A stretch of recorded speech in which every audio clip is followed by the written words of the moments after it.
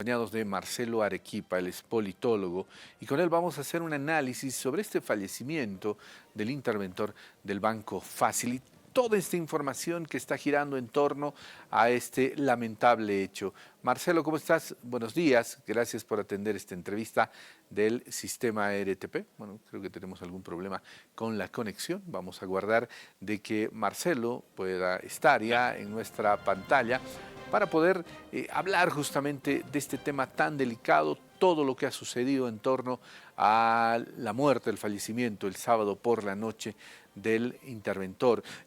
Es importante recordar que la semana pasada Colodro había anunciado de que a partir de este lunes se iba a pagar a los trabajadores del banco o los ex trabajadores del Banco Fácil.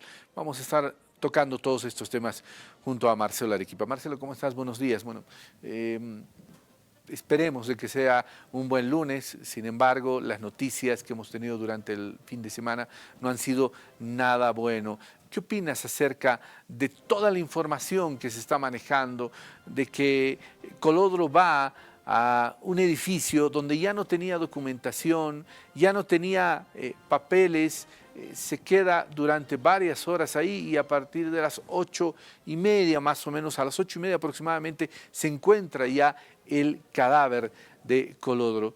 ¿Qué opinas sobre este tema, Marcelo? Buenos días. Irgue, muy buenos días. Muy buenos días a los televidentes de RTP. Mira, creo que hay dos elementos ahí que tenemos que considerar, ¿no? El primero es seguramente un nivel de estrés que no es usual en el trabajo, es decir, en la función laboral de una persona, porque este tema no es menor, ¿no? Sino es un tema muy importante.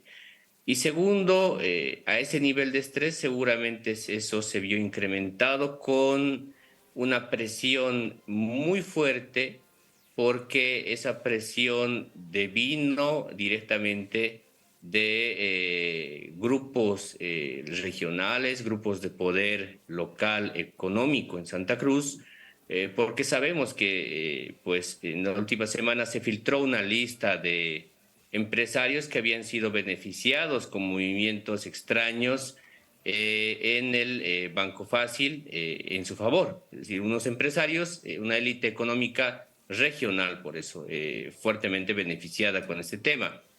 Entonces, esos dos elementos se mezclan, creo, ahí en el contexto de la tragedia de la muerte del señor Colodro, y que, pues, en una situación bastante anómala y sui generis, pues ahora tenemos este tema con el deceso del señor Colodro, que en otros contextos, en otros momentos, cuando los bancos cerraban y se intervenían en La Paz, en este caso, no pasaba. Es decir, hay un tema ahí que tiene que estar esclarecido, y que la investigación policial tiene que hacer su trabajo, porque vamos a recordar, por ejemplo, una mutual en La Paz que cerró hace unos años atrás, y que todo el proceso administrativo de los bienes y los activos que tenían y la deuda además que tenía esa mutual, pues pasó de manera tranquila hacia otro banco, y no hubo este tipo de temas, pero ahora en este caso sí. Y entonces necesitamos una investigación transparente, pero además una investigación prudente, creo yo, de la policía. Que seguramente recibe Colodro. A ver, hagamos de cuenta, porque hay muchas observaciones a la supuesta carta póstuma que deja. Sin embargo, en algún momento en la carta, por lo menos al inicio, menciona que se lo ha dejado solo, que él hacía llamadas y que no le respondían. ¿A qué se referirá este tema, Marcelo, por un lado? Y por otro lado, seguramente ha habido la presión, porque lamentablemente cuando se manejan esta cantidad de dinero, bueno, se puede imaginar muchas cosas, ¿no? Llamadas amenazándolo, pero claro, cuando uno entiende de que la amenaza es directa, uno puede aguantar, pero cuando ya se van a meter con tu familia, cuando hay amenazas contra tu familia, cuando te dicen, deja de investigar porque si no tu familia va a ser la que pague, entonces se puede sospechar este tipo de cosas para que Colodro tome esta determinación, Marcelo, tomando en cuenta de que el gobierno va a poner otro interventor y ese interventor va a tener que seguir haciendo el trabajo que está haciendo. O sea, no es que con la muerte de Colodro se va a parar todo. Sí, creo que todas las hipótesis, absolutamente todas, están abiertas en ese tema, ¿no? Incluida el tema de la carta que apuntabas y la polémica que ayer se giró alrededor de si era o no la letra del señor Colodro, ¿no? Incluida esa. A todas esas hipótesis hay que añadirle algo que creo que no es menor, Irgen, y es el tema de, el abogado. Y lo digo por lo siguiente, creo que todos nosotros sabemos bien que el señor Balda es alguien que es alguien, perdón, que es muy amigo y muy propenso a querer aparecer en cámaras y a dar declaraciones públicas. Y eso para un tema tan delicado y para un asunto que necesita a veces cierta prudencia en las declaraciones, no es necesariamente lo mejor, ¿no? Lo incluye ahí como una variable más dentro de todo este tema, lo incluyo justamente por eso, por el perfil mediático que tiene el señor Balda. Y esto seguramente pues es un elemento que tenemos que tener en cuenta en la opinión pública para la discusión que va a haber sobre el tema de qué ocurrió finalmente con el señor Colodro, porque como decía, no es un tema menor, igual que lo de la carta, si es cierta o no, en la consideración también lo mismo con las declaraciones y la conducta del señor Balda, creo que es otro elemento importante que se tiene que considerar. Ahora, claro, quienes están siendo hoy día realmente afectados por esto son también los trabajadores del Banco Fácil, quienes tenían que haber empezado a cobrar a partir del día de hoy sus beneficios laborales y no lo van a hacer.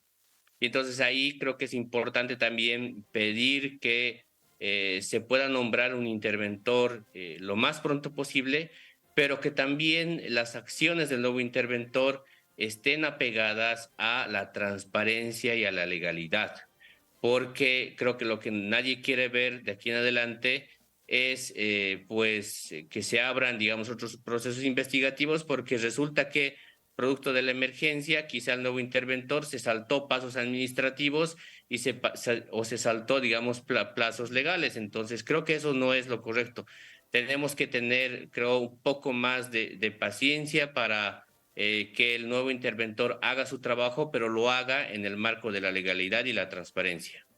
Ahora, Marcelo, dos apreciaciones también que me parecen importantes.